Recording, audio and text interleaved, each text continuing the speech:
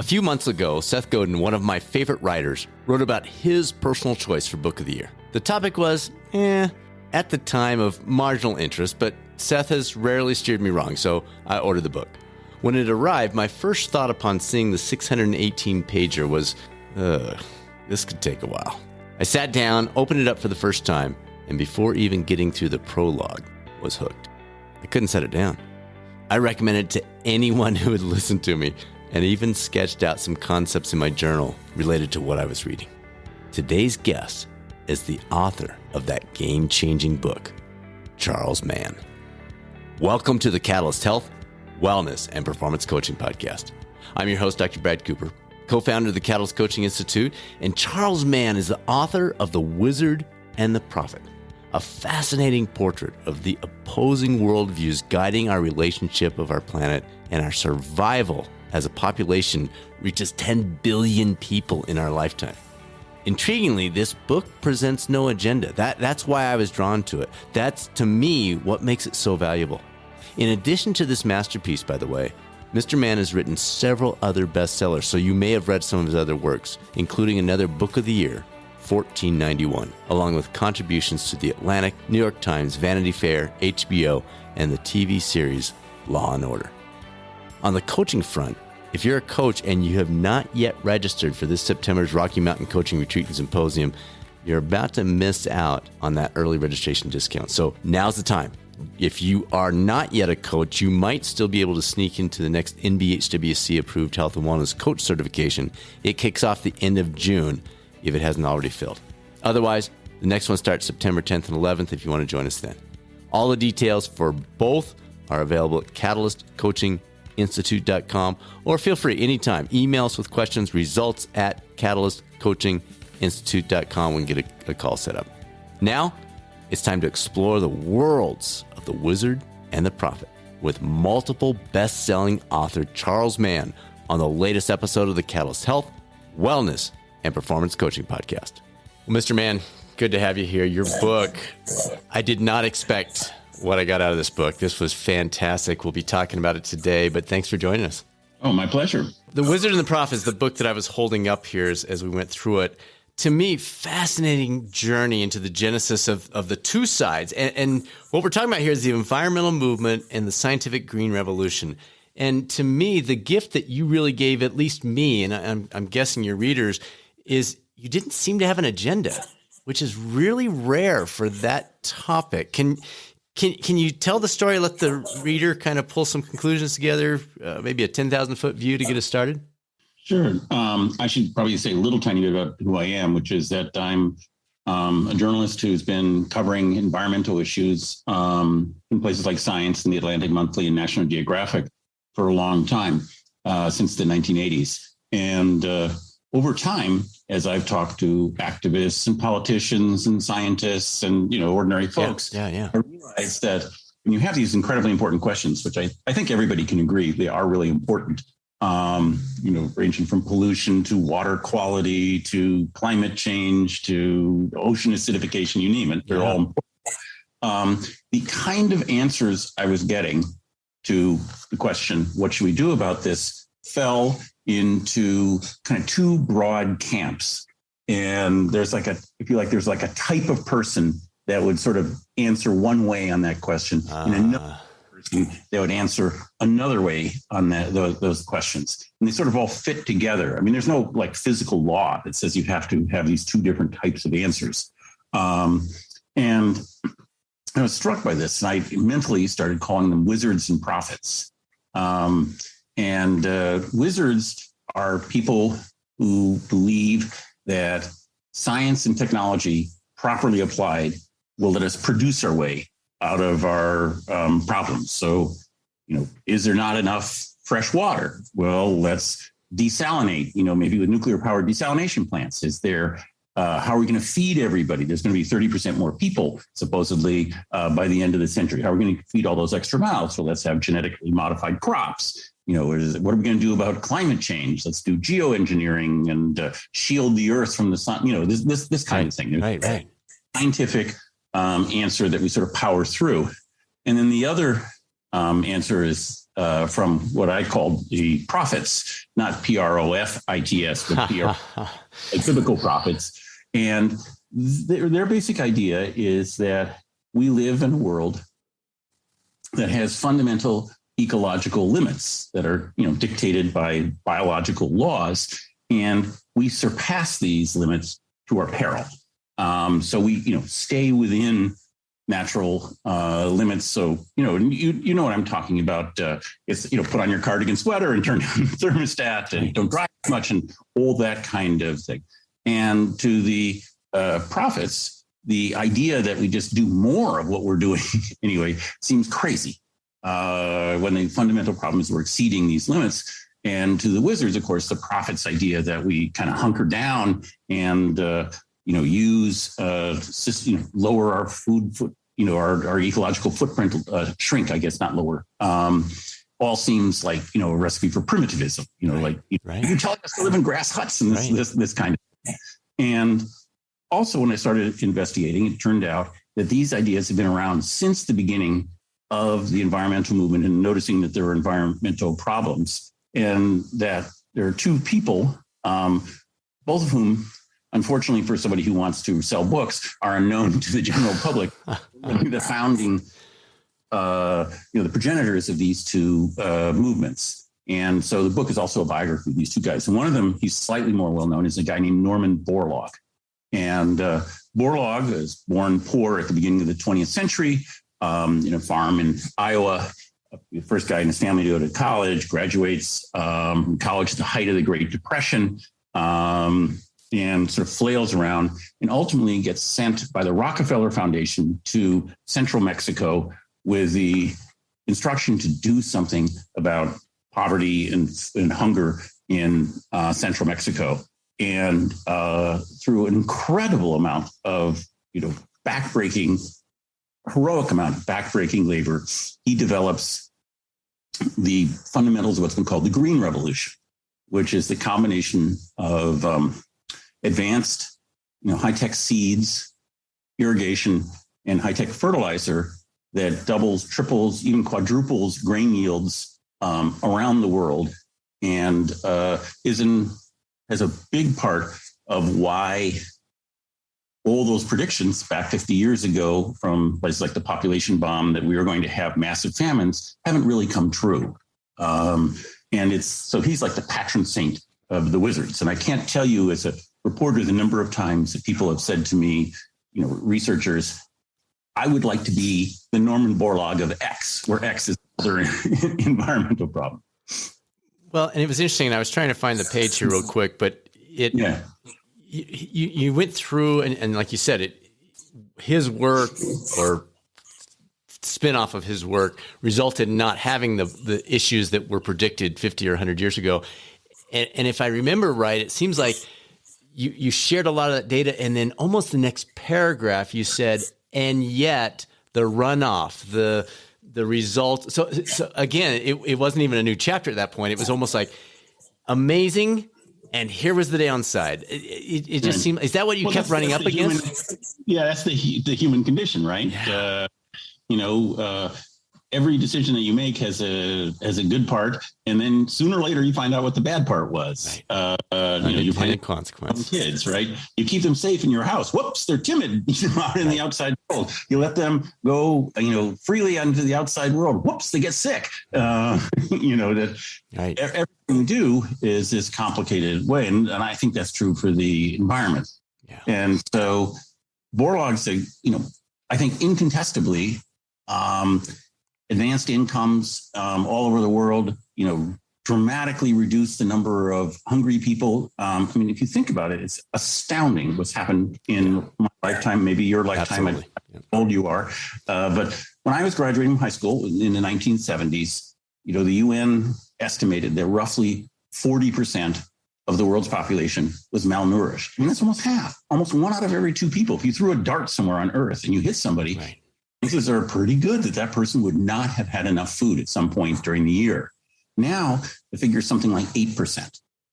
And that's true even though the world's population has doubled, and actually more than doubled in that time. And it's an unbelievable thing that's happened in our lifetime, that for the first time since, as far as records go back, since the dawn of the agricultural revolution, most people on Earth, a hefty majority, have enough to eat all the time. Yeah. And Norman Borlaug has a lot to do with that. But, it wasn't free.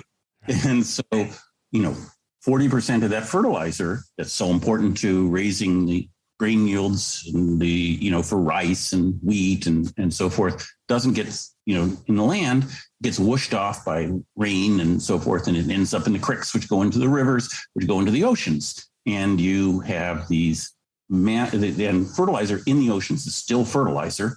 It causes these huge blooms of aquatic plants and algae and so forth.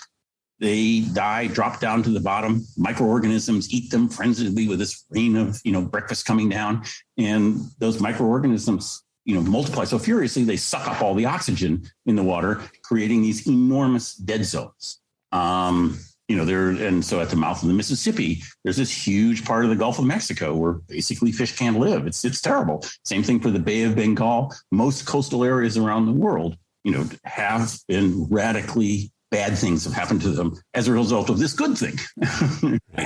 And similarly, the kind of high doses of fertilizer and pesticides and all that go along with it, and this sort of intensive cultivation have been responsible for significant degradation to a lot of the world's soils.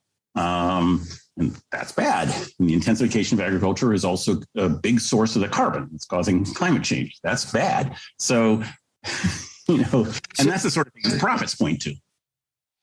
And did you come out of this feeling hopeless? Like, oh my gosh, it doesn't matter what we do, there's this huge downside? Or did you see a little spark, a little sunlight poking through the cloud each time we have a cloud come about? I guess, maybe I came into it with the idea that utopia isn't possible. Right? That's sure. not part of what humans exactly do. We don't have that option. We don't have that option. There's a line that I quote from a science fiction writer that I like. I think there is no permanent victory condition for being human. Interesting. And so in some sense, well, yeah, what do you expect? And that's true in your own life. Here I am, I'm 65. I've achieved some personal success and I'm, feeling happy with how things are going. What's next? And, there's a lot of people who plunge in depression. There's tons of people who work really hard to save up for retirement. And once they get into retirement, they don't know what to do with themselves. So this is just part of being a person, I think. Yeah. So no, I don't feel hopeless, because to feel hopeless would be to give up on the entire human enterprise. And I actually like people. So. Well, we appreciate that. Okay, so you talked about Borlaug. Can you give us a short version of William Vogt? Sure. He's the other guy, and he's even more obscure. So I should probably tell listeners, if you don't know these names, it's like, okay, because nobody knows these names. Part of the reason that I wrote the book and part of the reason I'm talking to you is I'm saying these guys, even though you don't know them, are really important. Yeah. And so William Vogt is another guy who I think is really important that most people don't know about. And he also was born, close to the turn of the century, of the 20th century, also born poor, and born in Long Island, which was at the time, a really rural place. And he saw sort of suburbanization engulf the beautiful meadows of his childhood. And this and other things left him with a permanent sort of suspicion of development in science, technology. And he wrote the first, long story short, in 1948, he wrote the first modern "We're All Going to Hell" book. If you, and these seeds of every one of these big environmental books that you may have heard of later are all buried in that book. So the Population Bomb, The Limits to Growth, Al Gore's books, Bill McKibben's books, they're all fundamentally reflective of his ideas. And he was the first guy. He invented the term environment in its modern sense. And before Vogt, environment meant like, a meadow was an environment. The hot desert was an environment. And what the environment did was it acted on people. So you have lots of geographers sort of saying, wrongly, we now know that, you can't think as well if you were from a hot climate because the hot climate, makes you dumb. And, that's that sort of stuff. And he flipped all that around. He stretched the idea of environment all over the world to talk about a global thing. The environment, something is good for the environment or good for the planet. It's sort of the same thing. And this is a new idea. And he then said, what's more important than the way it acts on us is the way we act on it. So he flipped it upside down and said, there's this global thing that has these limits and we're wrecking it. And that's the fundamental argument of the environmental movement. And his pose was to, slam on the brakes, right? Don't do this anymore, go back. And when you go and buy, organic milk at a grocery store, if you're the sort of person who does that in a small way, you're doing what William Vogt said to do, because the chief thing about organic stuff is that it's, quote, good for the environment, right? And all of that kind of, cut back, reduce your level, that all comes from him. And if you think about it, the Vogt idea and the Borlaug idea are kind of like the opposite of each other. Completely. Recognize the same problem, but they have diametrically opposed or almost diametrically opposed solutions. Yeah. Yeah. And folks, again, you're hearing stuff that you're saying, wait a minute, I didn't have any idea. This book, you can't set it down. I promise you, I did not go into this book thinking I would like it. I just read it because of Seth Godin's recommendation. And Charles, you just had me hooked, like right out of the book, right out of the gate. I don't know, page 3 or something. I'm thinking, I can't set this down. Okay, so you share so many eye-opening, jaw-dropping facts, and I'm not using those to get extreme. They really are in this book. What were some of the ones that were most significant in capturing your attention, or maybe even changing perspectives that you came in with as you researched it? This is going to sound sort of boneheaded. I'm used to that. That's okay. But what life was like before fossil fuels, and it's really hard. We're so used to having heat or air conditioning or just electricity that you can switch on. It's just really hard for us for me anyway, to imagine what it was like. And I can't remember how I was reading, but I was reading the letters of Thomas Jefferson, who was one of the richest guys in the colonies, in the United States, just before he was president. And he's writing to somebody about something, and he says that he's sorry he's writing so late, but yesterday it was so cold in the house that all the ink froze in his house, and he dip his quill pen or whatever into the ink. And this is like Warren Buffett not having century. I mean, he was really a rich guy. Right. And it was just, I just thought like, wow, it got cold. And so that was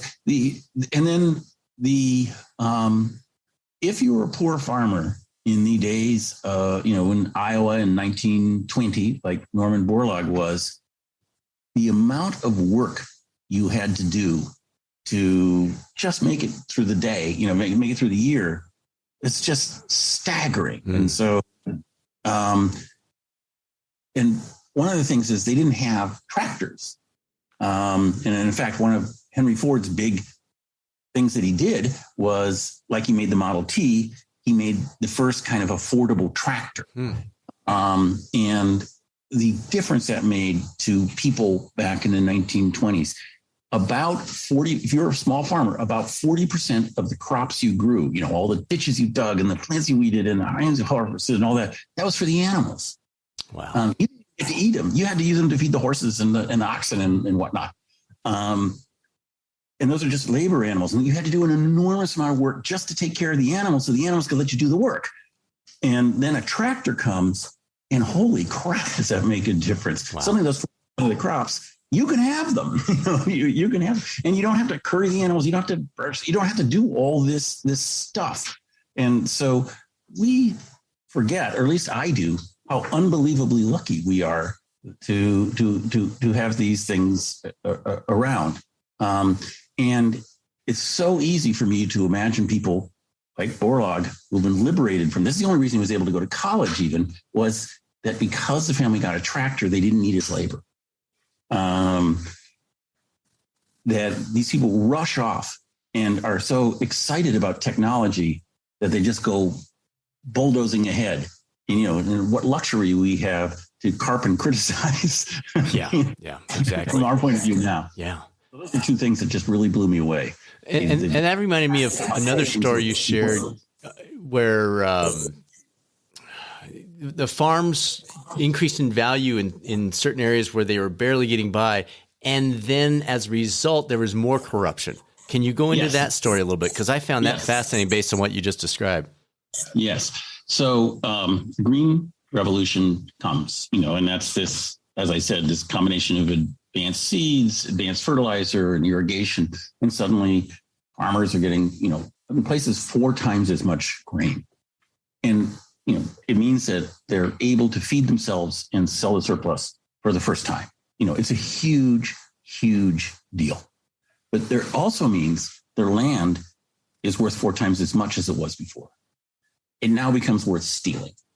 And places all over the world where this technology came in, local rich people looked at this and thought, hey, I just let these, poor people do their thing here because I didn't care. Now we could actually make money on it.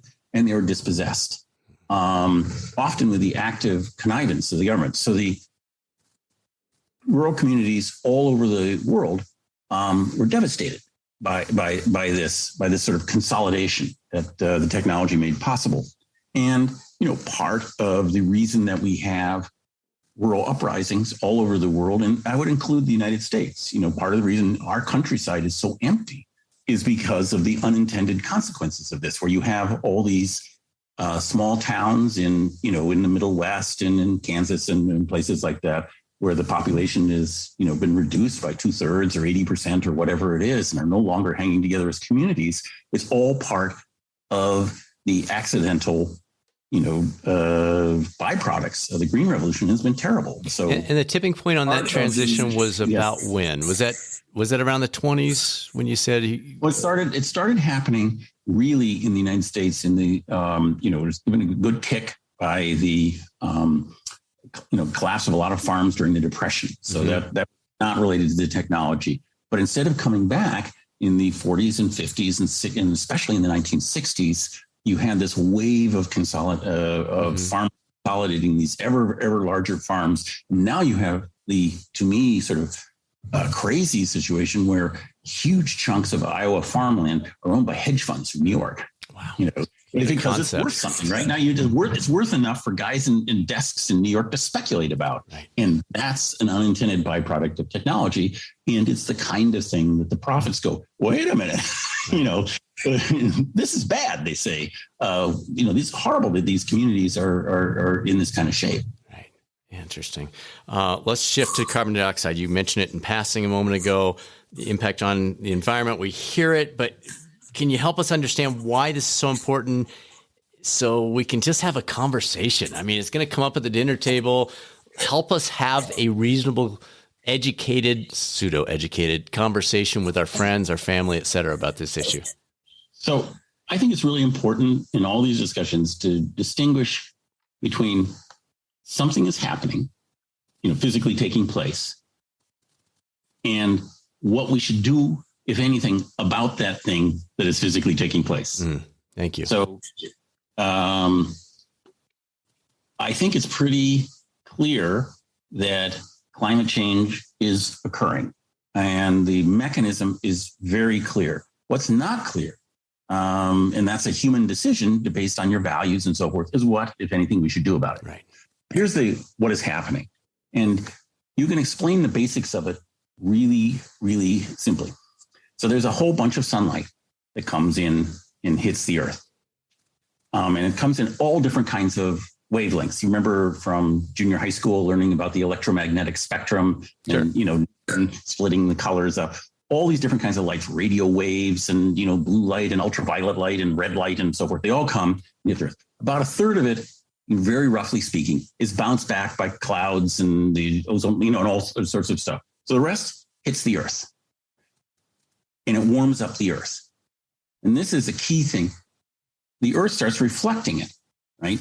And what the Earth does when it reflects it, it doesn't reflect it as all these other types of light. It reflects it as one type of light, infrared light, which is, like the same kind of thing you hear about infrared goggles and so forth, night sight goggles. It's that kind of light. It's heat light, so to speak. And here's where the bad luck comes in. This infrared light goes up into the atmosphere and is absorbed. Most of it is absorbed by the atmosphere and stays in and heats it up. And we had a pretty good balance going out because there are these certain wavelengths of infrared light that didn't get absorbed and went out into space. And that was like the safety thing. So if you think of it as a bathtub or something like that, there's just a couple little holes in there that when the bathtub was filling up with heat, they would spill out of these little escape things. Unfortunately, by terribly bad luck, carbon dioxide fills up those little holes. And it absorbs and keeps the radiation that would otherwise escape out into space. And so that is very clearly happening. And that was known, that's been known. The spectrum of carbon dioxide was measured in the 1920s. That's been known since then. There's no political agenda here. That's just plain undergraduate physics texts. Now, here's the part that's complicated. Earth has all these secondary effects. There's like oceans, there's clouds, there's wind currents, there's air current, there's sea currents, there's, ice caps, there's different things. So the Earth, it's a turbulent system, as they say. There's all these stuff moving around in there. And those secondary effects make it really, really hard to predict exactly how that primary effect is going to work out. How fast it's going to. And so that part, there's lots of room to argue about. Do the clouds absorb more heat, or do they sort of because they block the infrared coming out, or do they reflect more heat because the stuff coming in bounces off? That kind of stuff. What does the pollution we have in the air? There's all kinds of things that this incredibly complicated system to worry about. And that's why we don't really know whether things are going to go really critical fast or slow or something. That's why they have to have these models, because you can't do experiment. But the basic idea that the stuff comes in, turns into infrared radiation, and would escape, except it's trapped. The escape hatches are trapped by carbon dioxide. That's just solid. The question is what to do about it. And if you're persuaded to do anything. I personally think the best reason to do something. And now here, what I was just talking about was fact, is to the best of my knowledge. Right. Now making this big transition, opinion, right? And, the thing about opinion is everyone's got just as much as yours, right? There's a terrible thing I won't say. There's a joke probably thinking. Yeah, I think everybody knows it. Yep. Right. Yeah. And it's true. Is because we don't really understand these systems, there's a potential for some really big surprises happening. And I see no reason to find out whether there's a really big surprise happening, because almost every kind of surprise that I can think about in terms of stuff like the atmosphere is bad, right? Oh, great. It's 50 degrees hotter than we thought it would be for the next month, which is kind of happening right now in India. Right. So to me, that means I would like to do something about it. And then there's lots of argument about what, and because it's so big and because it involves fooling around with energy, which is, this fundamental part of our economy, which after all, the energy industry is what's preventing us from having 12-degree houses like Thomas Jefferson did. Yeah. There's a lot at stake. And so there's naturally a lot of argument about it. And what I hope is, I would hope for my book is that to say, here's the facts. It's up to you to decide what you want to do about it, because it has a lot to do with what kind of world you want you and your kids to live in. Yeah. Give us some of the things, and again, we'll stay with the opinion for a moment, that you think, not your fact stuff, but you think we can realistically do to make some positive. The people listening to this probably not on either end of the spectrum.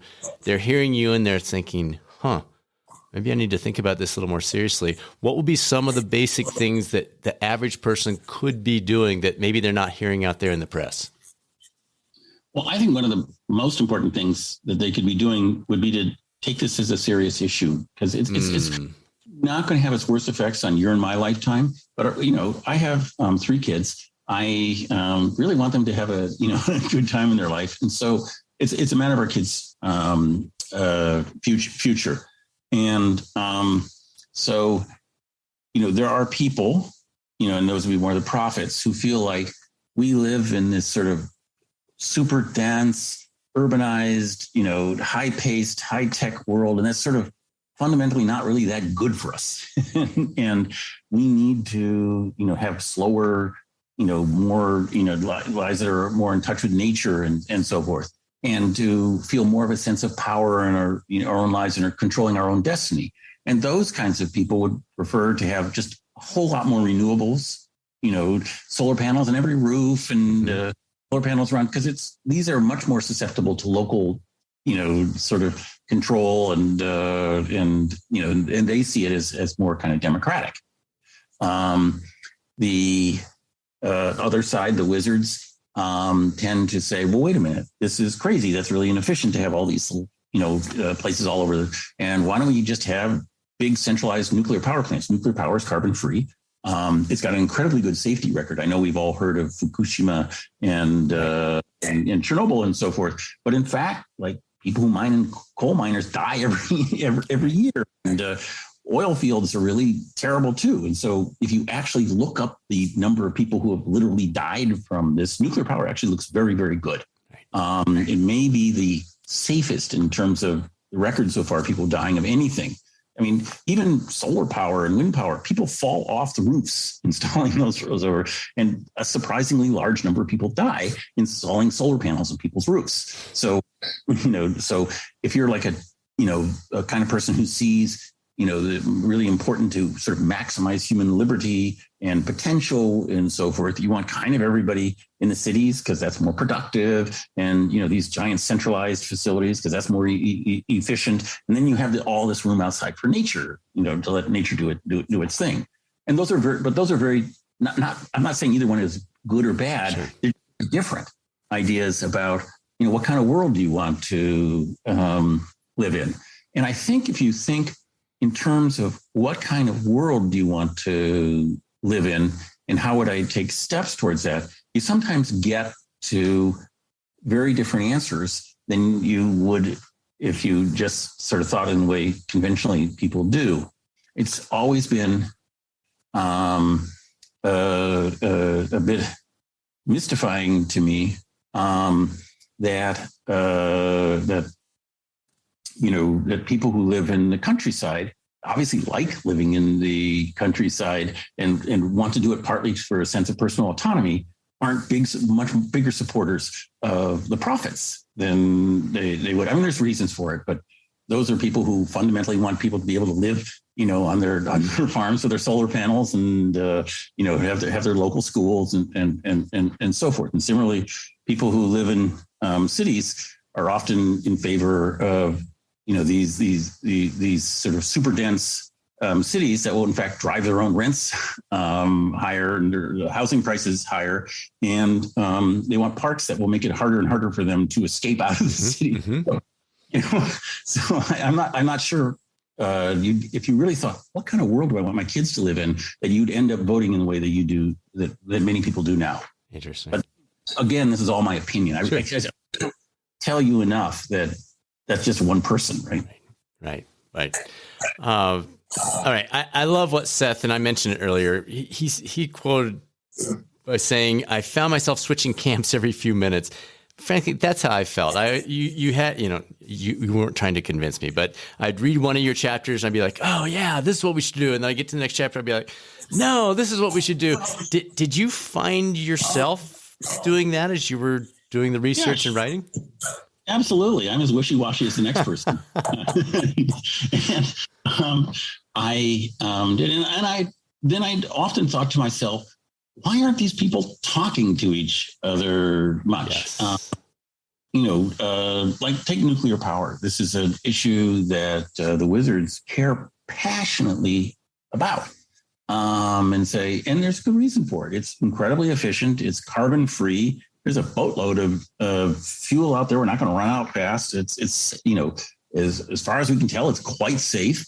And there's these other things about the waste and so forth. I frankly don't think these are as big as issues have been painted. And what's really going on is that, people are just scared by the size of these things, these gigantic plants.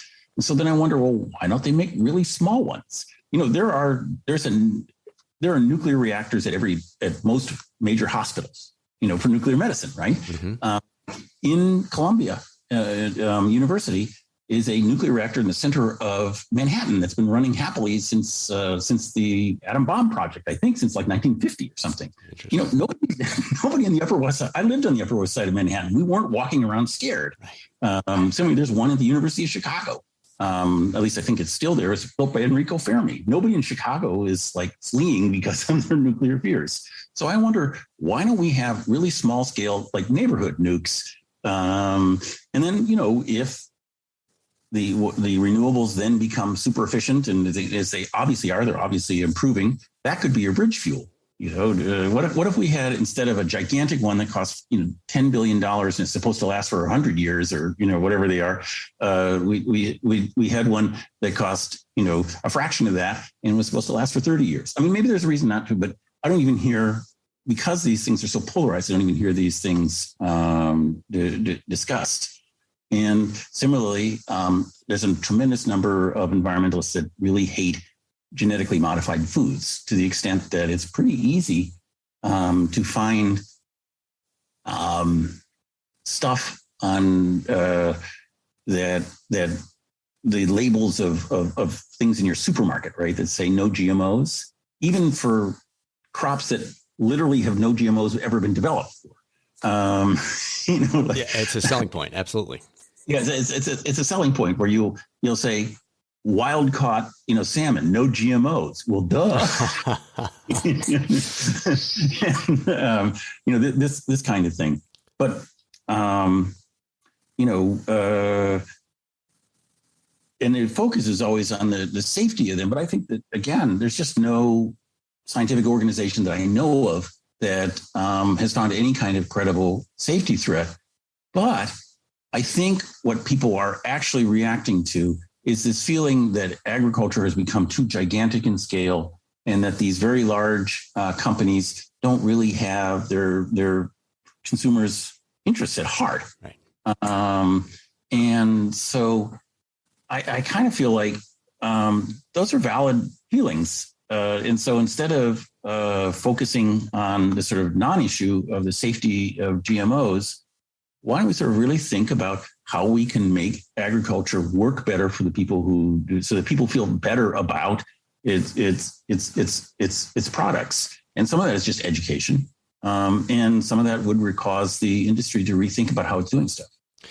So that would be the kind of thing I wish. So my opinions. Well, and it's valuable, though, because we're trying to create a conversation here. So that's why this is appreciated. You mentioned valid feelings. You're a little bit older than me, but not much. I'm 56. So I'm 10 years older than you, so that's not a little. Sorry. We'll do a little percentage there. So when you talk about nuclear power, you and I both grew up at a time when that was the big fear. That was the big monster. That was the, oh my God. In fact, you even said the nukes. People hearing that are somewhere in our neighborhood of age got a little weird feeling in their gut when they heard that. Do you think the next generation feels differently because they didn't read about Chernobyl in the headlines? They didn't hear about the U.S. and Russia nuking each other, at least hopefully that doesn't come back, et cetera? Or do you think it exists beyond just, in quotes, our generation? I think, again, this is not something I've researched. This is, my impression. Fair enough. From being around here. And I'm sure if you have comments, that somebody could write in and I would say, oh, I hadn't thought of that. And, they would be right. But one of the striking things is that nuclear power has by and large been out of the headlines since Fukushima, and the only time it's in there is for these large scale disasters, because especially in North America, we've largely stopped building them.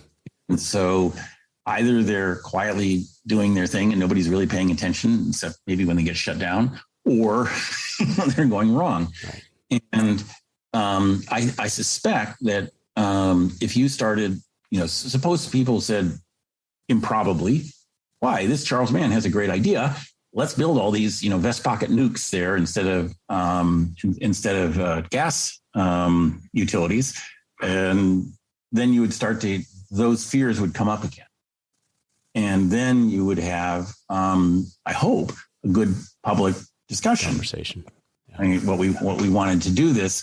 And I hope that part of that would be, let's look at the actual safety records, and when you count up the total deaths, nuclear actually does pretty good. And now we have 80 years of experience with it. Right.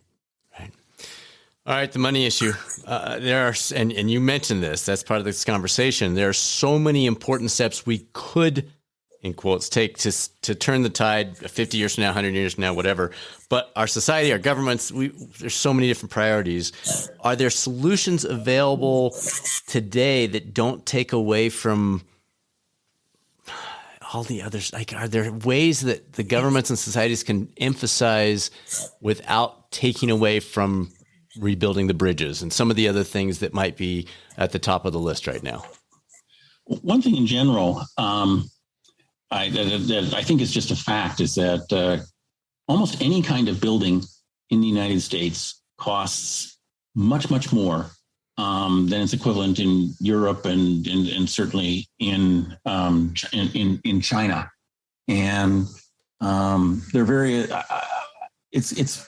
and there are there's just as many obstacles to doing good things as there are bad things. So suppose, and I think this applies for everybody, suppose you wanted to build new power plants. It's really incredibly hard. And that implies for renewable power plants, nuclear power plants, whatever kind of power plants. One of the things about renewables, if that's what you're interested in, is that they're intermittent, as they say. They're, that it gets sunny over here, it's not sunny over here. You need to be able to send power from sunny places to not sunny places. Sure. And sometimes you need to be able to do that for like a week. Our power grid just is not set up to do that, to send power for long periods of time for long distances. It's literally impossible. And the costs of doing that are enormous, but they aren't in Europe, where they're building exactly those kind of long distance. And it's not like Europe is magic or something that we are doing that is driving up costs. And people have different ideas about what it is. I personally have not seen, a really sort of neutral discussion about why that is. I'm sure some of it is NIMBY type, not in my backyard type opposition. I'm sure some of it is environmental reviews. I'm sure some of it is price gouging by people involved in federal contracts. I'm sure some of it is unnecessary. I'm sure it's all these different things. I don't know what they're, unnecessary insurance regulations or what have you. I don't know what the percentage is of each of them, but it's very, very clear that is something that could be done, that should have support across the political spectrum to make things cost as much in the United States as they do in Europe, where it's more expensive. Yeah. You would think with states versus countries. All right, let's come back to the communication piece. It almost seems like the two sides are treating it as it's a separate religion instead of a conversation. How do you effectively have conversations about this topic without spiraling into trench building and no, this is my way and I'm not really listening? Any guidance there? Because you wrote your book in 2018, right? So you've been having these conversations and interviews and speeches and all that for 4+ years now. How are you bridging that, and how are you encouraging others to do that? Let me give you a short answer, and if you feel like it, we can go into the longer answer. Sounds great. All right. So the short answer, I think, is to remember that at bottom, a lot of these arguments are about values. What do you like? What do you think is good? And most people share values. They just assign different weights to them. And so, well said. A lot of discussions about free speech. A lot of people both believe in you should be able to say what you say, but also think that they should be able to get mad at you if you say something they don't like. And how do you balance all of that?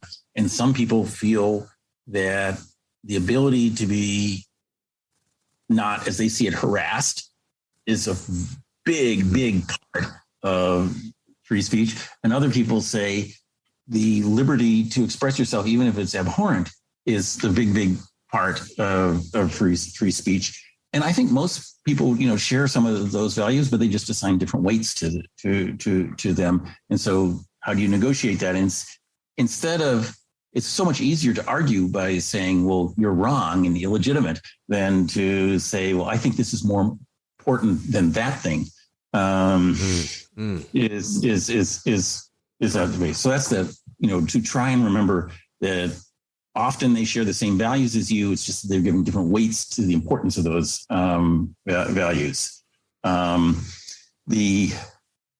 the short answer. Yeah, keep going. This is great. I love this. We need more of this. So keep it rolling. So the long answer, is it okay is there some way that you can tell your listeners that the next 3 minutes are going to be incredibly pretentious? Well, I think you just did. So tune in, everybody. This is going to be your favorite part. No, this is not going to be their part. I'm sort of embarrassed. I'm telling you what I think, but I'm sort of embarrassed by it. When I was in my 20s, my college roommate actually became a professor of philosophy. And I would tell him to send me books that he thought were really important. Yeah. And often these books are kind of unreadable, but I would read them because Bob thought they were important. And one of them was by this guy named Hans-Georg Gadamer in the beginning of the 20th century called Truth and Method. And one thing that he wrote, at least in my really imperfect non-philosopher understanding, is he talked about the way people approach the kind of conversations that you and I are talking about. And he said, people aren't like, this is me talking, describing him, not his, aren't like these, Vulcan, Spock, fact-weighing machines. They want to find out who they're talking to first. And what they mean by that is this a friend or is this a foe? And what I mean by that is, does this person share my values, or is he trying to drag me to some place that I don't want to go? And if he is, I don't care what he says. I just don't want to listen to him. And so when I write something, and I hope when I talk, I try very hard to say, so this is who I am. And this is where I'm coming from. And I am willing to listen to you. Yeah. And the key thing Gadamer said about saying that you're willing to listen to somebody is that you're willing to be affected by what they say. You're willing to, admit they might be right, and you might not have thought about it the right way. Yes. And so, it's hard in a book because it's obviously not a conversation, but that's something I try as hard as I can. You did well. Well, thank you. In a book to say, sort of like, I'm not this expert telling you what to do. I'm like this guy who's found out a bunch of cool stuff, and I want to tell you about it. Yeah. And, this is what I think is going on as best as I can figure out. And I personally, it's obviously, this is just my experience, but I personally have found conversations of this sort more successful when I think about what am I projecting to them? And do I really want to be projecting that? When I go, I live in Massachusetts, right? So, right away you can have, East Coast pointy head or something. And I go to Kansas or something like that. I really sort of think like, I want to own it, say, hey, I'm an East Coast pointy head, but but I'm here to listen to you. And by and large, that's been really helpful to me anyway. And I sometimes think it would be helpful if other people did it more. It's beautiful. We need more people with that approach. A couple more questions. I remember part of your genesis for writing the book was thinking about your daughter's life. She's about 23 now. As you look ahead to the world that she'll live in, what do you see? And I know you don't know. Yeah, I don't know. You can't predict the future. I think, for her personally, I think the future is likely quite bright. She's in a wealthy country like the United States. She's terrifically smart and interesting and well-educated. I think she has a good shot. But, the more interesting question is really what's it like for, the world, the globe. And there it's hard to answer. Right now we have 2 billion or so people who don't have reliable access to good fresh water, good, clean, fresh water. But we're making progress on that all the time. So I think it's quite likely that, in 2070 or something like that, there'll be a number for the first time in human history, almost everybody will have access to good, clean. So that's amazing, right? Yes. And the same thing is true for electricity. Right now, we have 1.3 billion, I think it is, people without, electricity. And that number keeps shrinking.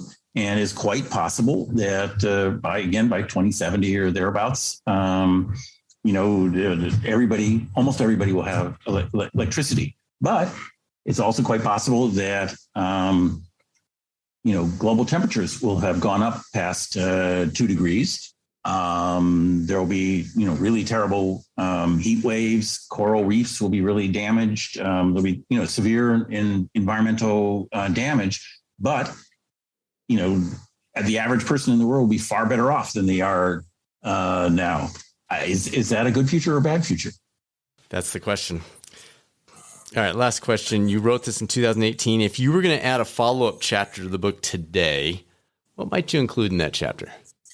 Well, that's a really good question. One that that's a really good question.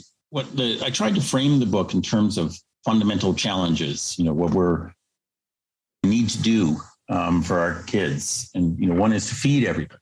Another is to provide fresh water for everybody. Another one is to provide energy for everybody, because there's going to be, 10 billion people. And then to, mitigate the worst impacts of climate change. So in that sense, the basic framework, I wouldn't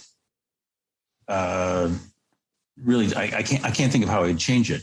What I do think I might now, in retrospect, pay attention to would be I would try to think about some way to split all this even further from political polarization, because feeding everybody, that's a real, practical, on the ground issue. Getting water to people.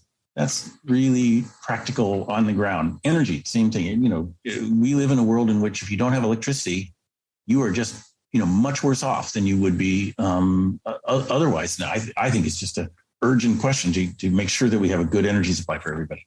And similarly for climate change, I think, the bad things are going to happen unless we do something about it or think about it.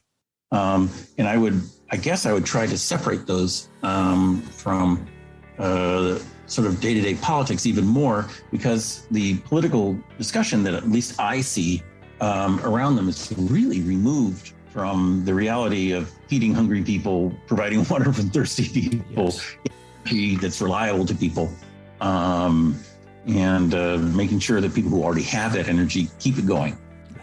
Right. Mr. Mann, I appreciate this so much. Your affect, your approach, your listening skills, your willingness to hear the other side that comes out so wonderfully in your book came out great today. I appreciate that. You're setting a model for us. So thank you. I actually I think I sent you a note. I'm peeling into your 2021 book. So excited to get that going. I think I'm on page 16 right now. So we will get it rolling, but thank you. You've already read all the good parts. Love it. Well, thank you so much. This was a joy. Great. Pleasure. Nice talking to you. I hope the connection between this discussion and our focus on health, wellness, and performance was obvious. Our society has some difficult conversations ahead when it comes to climate change that will have an overarching impact on all aspects of our lives. Thanks to you for tuning into the #1 podcast for health and wellness coaching. We passed the 250,000 download mark back in April, and we have you to thank for that. All the growth is a result of you sharing it with others. We do not market. So thank you. Very much appreciated. Next week's episode features the nutrition mechanic, Dina Griffin. She answers all of your questions about food, fitness, and so much more. And there's even a funny story about this one, but you'll have to tune in to hear it. As always, feel free to reach out to us with any questions about your current or future coaching career, results@catalystcoachinginstitute.com, or you can tap into additional health, wellness, and performance resources on the website at catalystcoachinginstitute.com. Now, it's time to be a catalyst. This is Dr. Brad Cooper of the Catalyst Coaching Institute. I'll speak with you soon on another episode of the Catalyst Health, Wellness, and Performance Coaching Podcast, or maybe over on the YouTube coaching channel.